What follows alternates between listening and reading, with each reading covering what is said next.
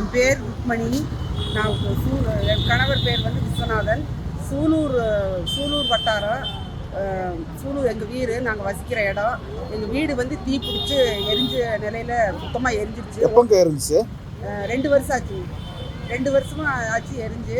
இப்போ நாங்கள் மனு கொடுத்துருக்குறோம். மனு கொடுத்து எவ்வளோ கணக்கில்லாத மனு நாங்கள் கொடுத்தாச்சு. இன்னும் எந்த நடவடிக்கையுமே எடுக்கலைங்க. என்ன சொல்கிறாங்கக்கா? என்ன சொன்னாலும் இப்படி மனுவை வாங்கி வச்சுக்கிறாங்க. மனு வாங்கி வச்சுட்டு சரி நாங்கள் பண்ணுறோன்னு சொல்கிறாங்க.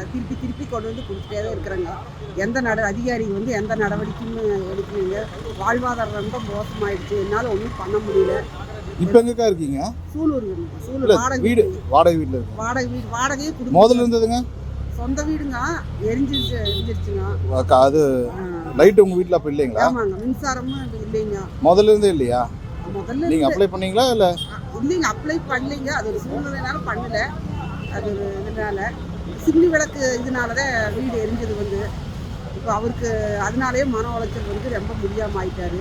இப்போ நான் ஒரு ஆள் மட்டும்தான் வேலைக்கு போகிறேங்க. வாழ்வாதாரம் மோசம்.